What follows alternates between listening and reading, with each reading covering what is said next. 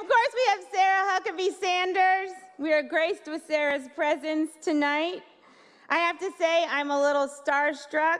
I love you as Aunt Lydia on The Handmaid's Tale.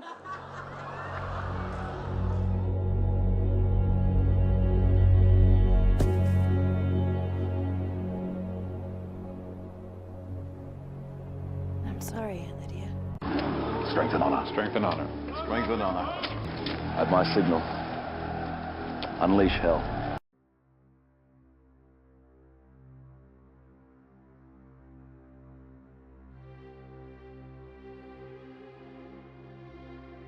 Margaret Atwood is a Canadian author known for writing a book called The Handmaid's Tale.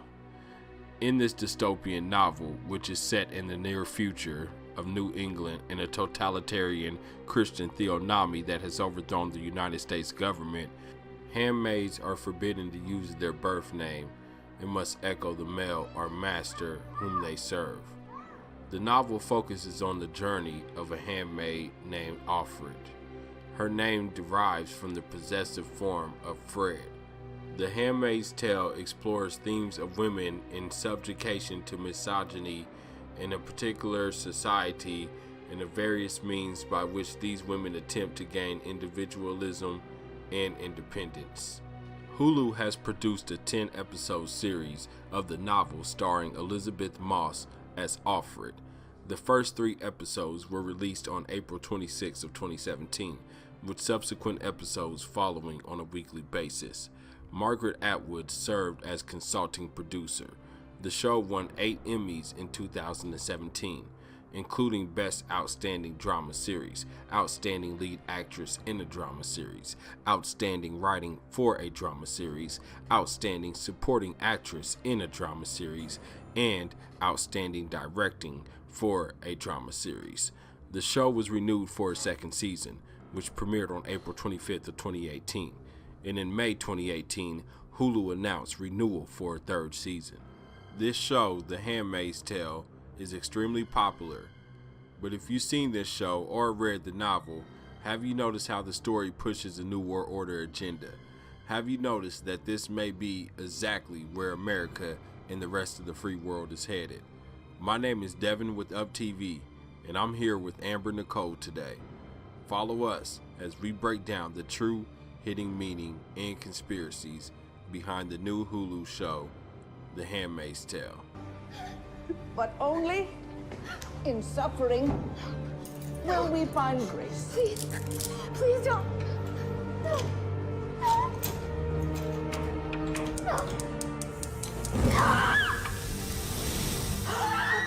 The Handmaid's Tale is a spin-off of Things to Come. If we continue as things already are here in America, we turn our cheeks as laws that once put a band-aid on social issues have had a ripple effect on our prison populations. Now you can end up in jail simply for not being able to pay fines or debt. The modern day extortion has left crimes with victims as a lower priority. In victimless crimes, everyday people become the victims of our system. The programming is being placed upon us to accept whatever reality we are given. So when does it become time to say it's not okay? We are already normalizing passive behavior. The day that martial law becomes a reality, what will you do? Madam President, today I wanted to come down to the floor to speak very briefly about a resolution that the majority leader introduced, I believe, earlier today. This is an authorization for military force resolution that apparently purports to give the president legal authority to conduct military operations against ISIS. Before we break for the weekend, Madam President, I thought it was important to come to the floor to explain why, very briefly, to my colleagues, to explain what this resolution really is. This resolution is a total rewrite of the War Powers Clause of the United States Constitution. Let's be clear about that. It is essentially a declaration of international martial law, a sweeping transfer of military power to the president that will allow him or her to send U.S. troops almost anywhere in the world for almost any reason with absolutely no limitation. The Republic of Gilead, sometimes referred to simply as Gilead, is the authoritarian theocratic regime that takes over the United States of America in The Handmaid's Tale. The regime can be seen as the overall main antagonist of the novel and the television adaptation. The origin of the Republic of Gilead is not entirely clear, mostly because all information on it comes from the accounts of Alfred, who has limited knowledge or can be seen as an unreliable narrator. It would seem that Gilead originally began as various religious extremist groups that believed that America needed to be saved from sin and corruption.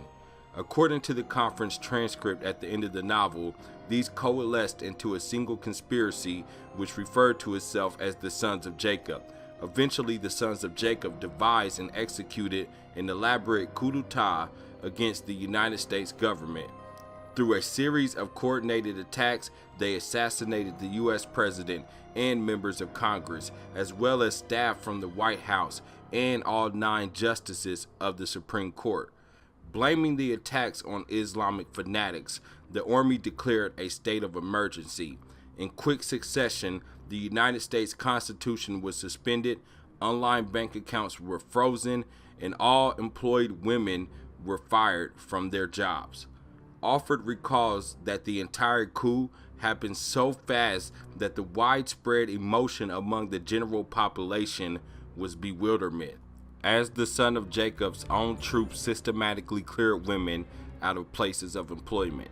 There were a few protest marches at first, but the new Sons of Jacob's government immediately responded with blunt, naked aggression, deploying its own soldiers, the guardians of the faithful, to mercilessly slaughter the unarmed protesters rather than disperse them. After the first protests were quashed with such sheer brutality, the population was too terrified to mount any further reaction. However, the Sons of Jacob's actions against unarmed protesters would fan the flames of armed resistance with various rebel groups and citizen militia units across the country that all started to take up arms against the Sons of Jacob's regime. The new government quickly began hunting down anyone they perceived as being ungodly or a threat. This included political activists, doctors, members of other religious groups, and gender minorities, and intellectuals. The Republic of Gilead was declared as the successor state to the United States of America. However, at least some American civilian and military officials survived the coup d'etat and fled to Alaska, where they declared the new U.S. capital in Anchorage, resulting in a second American Civil War. So, in The Handmaid's Tale, martial law is already a reality. Handmaids are beaten and killed by the police. They even have concentration camps that they call the colonies. The women must dig up the top layer of the contaminated soil so that Gilead can later reuse the land to grow food. They see it as a very inexpensive way to basically reclaim the earth. You don't use machinery, you use humans who are considered useless to society, and you make them work until they die. When Margaret Atwood wrote The Handmaid's Tale, she included elements, themes, events, and ideals that could very much so happen in our lifetime. In fact, if you've been following the news for the past few years, you know that martial law has been threatened several times. Even conspiracies hinting towards martial law coming have plagued the internet. The only way they can pass this bill is by creating and sustaining a panic atmosphere. That atmosphere is not justified. Many of us were told in private conversations that if we voted against this bill on Monday, that the sky would fall, the market would drop 2,000 or 3,000 points the first day, another couple thousand the second day, and a few members were even told that there would be martial law in America if we voted no. That's what I call fear-mongering. Unjustified. Proven wrong. We've got a week, we've got 2 weeks to write a good bill. The only way to pass a bad bill, keep the panic pressure on. Well, let's begin this afternoon with something U.S. lawmakers are cooking up as we speak. It's a bill in the U.S. Senate called the National Defense Authorization Act and may be voted on as soon as tomorrow. But with most bills, it is chocked full of flowery language about protecting the homeland and giving the military the tools they need to do their job. But the bill also does something unprecedented. It gives the president, this one and the next ones, the authority to indefinitely imprison people without charge or trial, both in other countries and here in the United States. But don't take my word for it. Take a look at this. Here is text of the Senate bill. 1867, Congress affirms that the authority of the president to use all necessary and appropriate force pursuant to the authorization for use of military force includes the authority of the armed forces of the United States to detain covered persons pending disposition under the law of war. All right, not exactly simple language here. So why don't I play something for you from one of the bill's backers, Senator Lindsey Graham from South Carolina. This is what he said on the Senate floor a few weeks ago. 1032, the military custody provision, which has waivers and a lot of flexibility, doesn't apply to American citizens. 1031, the statement of authority to detain, does apply to American citizens, and it designates the world as the battlefield, including the homeland. The battlefield, says Senator Graham, is right here in your front yard and mine. And he says American citizens, if they are suspects, well, that they should be able to be detained and held without charge. Why? Well, in the name of information gathering, it seems. We're simply saying that you have the option to make sure that you can put intelligence gathering as the top priority. Now, this isn't just Republicans. The bill's sponsors are Republican Senator John McCain and Democratic Senator Carl Levin, who brings up a situation in which a member of al-Qaeda gets onto U.S. soil and attacks a military base. Senator Levin wants to make sure that that person is able to be detained by the military in that situation. That's the reason.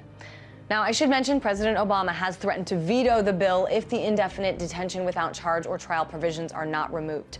But an amendment by Senators Mark Udall and Jim Webb to strip those provisions from the bill just failed on the Senate floor moments ago. So what is going on here? Where's all that talk about sticking to the Constitution? For some people, it's not a matter of whether or not martial law can happen, but a matter of when it will happen. According to some theorists, FEMA camps are indeed concentration camps. It's even rumored that Walmarts have been strategically placed all over the US so that when martial law does happen, these stores can be used as concentration camps as well. People even point to the fact that if you rearrange or reverse the name Walmart, that it actually stands for martial law. But this is just the tip of the iceberg.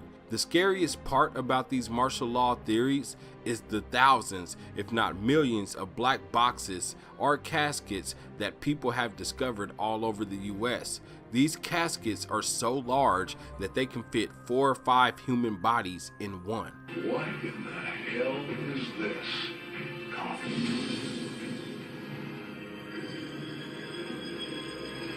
It's hundreds of thousands of coffins. And if they have to get rid of people or dissidents, they got the caskets for it, don't they? Yes, sir. We found stockpiles all over the country. I, for 16 years or more, have been pointing out that there is an open plan to start using the U.S. military on the streets of America. And in the MIAC and Homeland Security reports that law enforcement gave me over 3 years ago, it states none of this has to do with al-Qaeda. It's all about returning vets, gun owners, libertarians, conservatives, anti-war activists who are listed as terrorists in these databases. So that's in the news today. So the bill itself is incredibly egregious, but it just expands upon the Military Commissions Act and other things where they now kill U.S. citizens abroad and say they'll kill them domestically. So they're setting that precedent, always claiming, well, it's for al-Qaeda because they're so scary. But when you get into the meat and potatoes, they want to use this against the American people. And just a few years ago, they'd say it's preposterous. We don't want to use the Army and Marines against the American people. Why, that's tyranny. That's a third world country. That's martial law. While some people believe martial law is upon us, others are not entirely convinced. Hey, quick question to all the conservatives out there. Where the FEMA camps at? Obama's out of office. I just wanted to ask you guys, because I was reading about the detention centers today. that Trump's going to set up. I thought that's what you guys were worried about with Obama. Where the FEMA camps at? Where are they at? How about Jade Helm 115 or whatever the hell that was? Where's that? How about the black helicopters? Where are they? Are they up there? I don't see any black helicopters. How about the Hobbit homes? Martial law is such a hefty topic that we could spend hours exposing the truth about it. The Handmaid's Tale gives us just a glimpse of what martial law would be like if it ever became a reality for us. But does the show give us even more clues? Check out this clip by YouTuber In Plain Sight. In his video, The Handmaid's Tale, The Fall of America, Martial Law, and the Rise of the Zionist New World Order is coming soon, he breaks down the hidden symbolisms found in the trailer of this show, The Handmaid's Tale. We are being shown a lot of different themes here: martial law, New World Order, women's rights being stripped away from them. In fact, I'm sure much of humanity's rights is being stripped away as well. I believe they're not even telling you the half of it here on IMDb. And let's just take a look right now at some of the screenshots from this trailer.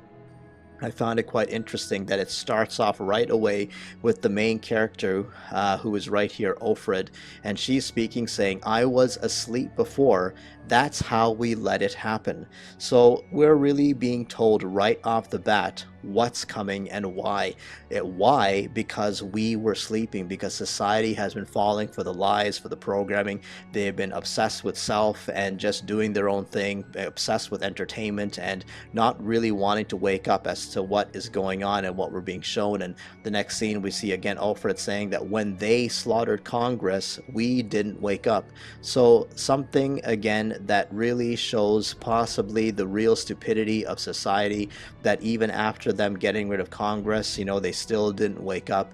We could possibly say that society already is at a tipping point or getting to the point where they are completely programmed, they're completely mind controlled, and they just couldn't be bothered to look at what is taking place in the world as we know it. And even in this picture here, you can notice the major bird imagery over here, here, and here in 3 spots, almost making a triangle, a pyramid, with this guy standing in the middle. And could this be possibly the rise of the phoenix that we are being shown here, the rise of the New World Order, the beast system that is coming very, very soon? In fact, you can also see, the red, black, and white New World Order color symbolism, which we will see later on as well. And as we keep going, Alfred says, when they blamed terrorists and suspended the Constitution. Now, that is completely, in my opinion, about martial law that is coming. We know that the elites want to suspend the Constitution of America because right now, that is the one thing that is protecting Americans and possibly even free society from what the New World Order or the elites want to do to them, and that is the all-out control and taking the rights of every single person. And what I found quite interesting about this picture is you got 9 people here sitting on this table. So 9 is a big number to the Illuminati, to the occult. They're also dressed in black and white, which to me is signifying the duality, as above, so below. But we know that 9, we've even heard the term the Council of 9 in the New World Order. But 9 just so happens to represent in Illuminati numerology, which I believe I've shown this article before, but number 9 is the number of divine completion and the number of the fall of man. So we are being shown cryptically that the big fall is coming, that the divine work or the divine completion, the great work of the Freemasons, the great architect Lucifer himself, their great work, the beast system, is about to come into place very, very soon. The final beast kingdom is coming. And as we keep going, we'll see Alfred saying that society still didn't wake up even after all of this happened. So they abolished Congress, the Constitution, we were all asleep and we didn't get it. So what does that tell you? I really believe that it says that the complete control and takeover of society has been successful, that we've got the New World Order with their martial law all over the place. In the world of Gilead, class and gender are the ultimate arbiters of status. Misogyny is the norm. In this New World Order of Gilead, women are divided into 4 roles, all of them suppressive to varying degrees.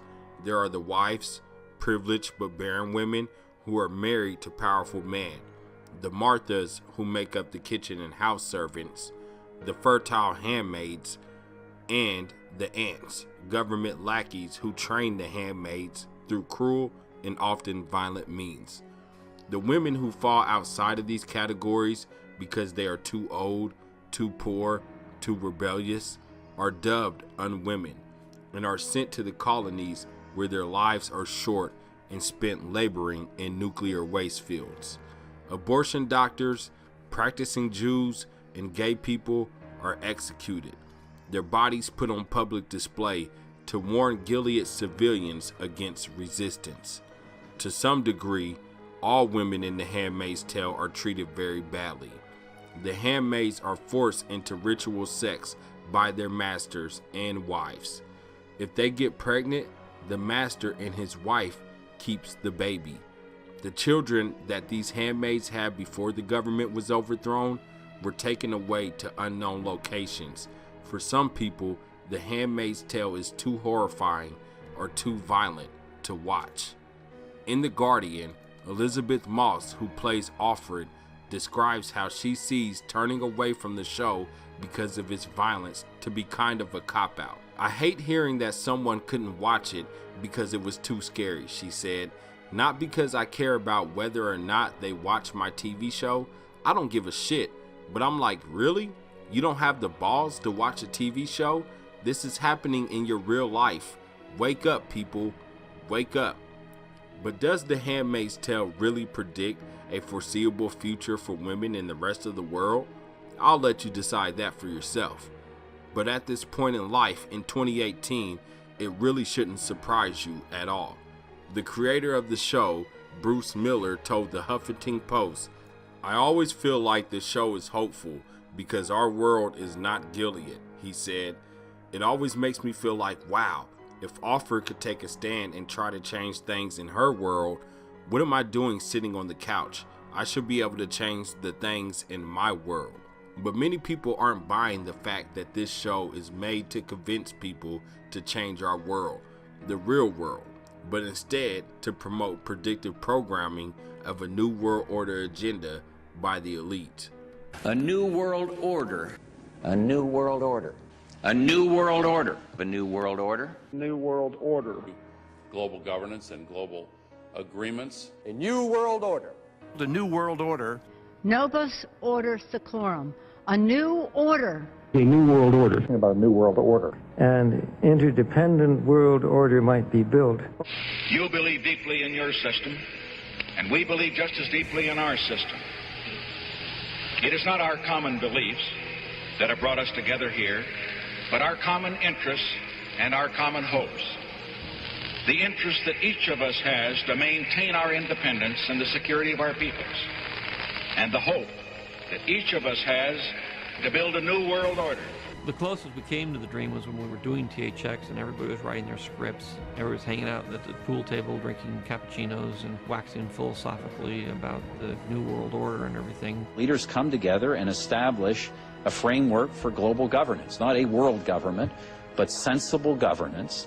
These measures are enacted and we continue to move forward with the G20 process. We will have the kind of global governance that is necessary to ensure the stability and transparency of markets in a way that gives us the benefits of a globalized market economy without the enormous risks. And there with my people, they were bombed, and I was just targeted like them, and as elected president, official in charge of their protection, I couldn't do anything about it. But the point here is, it's not about me, it's about the idea of freedom. It's about the future of the whole region. It's about the future of Europe and a new world order. A world where the rule of law, not the law of the jungle, governs the conduct of nations. When we are successful, and we will be, we have a real chance at this new world order, an order in which a credible United Nations can use its peacekeeping role to fulfill the promise and vision of the UN's founders. A new world order. Under his eye. Under his eye. So far in this video, we have exposed plenty of Illuminati symbolism within The Handmaid's Tale. We exposed the New World Order agenda. We exposed how they're using this show to promote a one world government and a police state. They're promoting martial law, literally. But this show is also filled with other types of Illuminati symbolism. One of the big ones is the all-seeing eye. You see this all the time, and this is how you know you're watching Illuminati programming. One of the main characters in the show, who is a handmaid, has a messed up eye. As you can see right here in this GIF image, her eye is covered up, but if you remove the hair away from her eye is screwed up. So anytime you see this character, you're always seeing the all-seeing eye. Okay? Another thing about the Handmaid's Tale is you'll always commonly hear the phrase under his eye. You'll hear it so much all the time, almost every single episode. Under his eye. They're not talking about the eye of God, because these people don't worship God. They worship Lucifer. They don't worship the Most High. So when they say under his eye, they're speaking about the eye of Horus. They're speaking about the all-seeing eye, the eye that you see on the back of the dollar bill. You'll hear it over and over again if you watch this show. This show is very satanic, and for anybody who wants to see it, I'm giving you a warning now. It's pretty dark, it's pretty grimy, it's an Illuminati propaganda show. Just be prepared. Under his eye. Under his eye. Ye shall walk with him, and fear him, and cleave unto him. And you shall obey his word, and the word of his servants here on earth. Or you shall feel the pain of his judgment. For that is his love.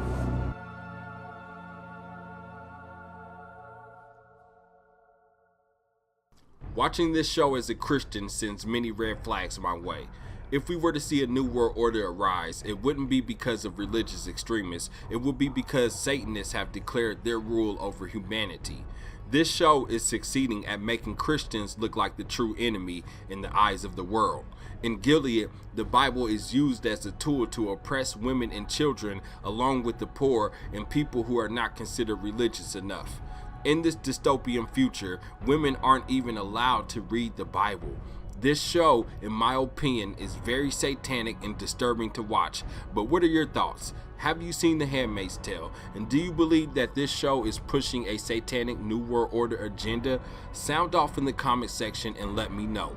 Also, don't forget to like and subscribe, and also hit that bell so you get notified anytime I upload a new video. This is Devin with UPTV. As always, give your life to Yeshua, and I'll holla at y'all later. Peace and love.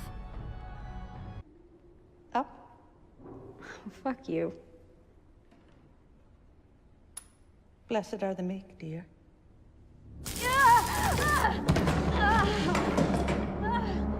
Blessed are the meek. We always left out the part about inheriting the earth.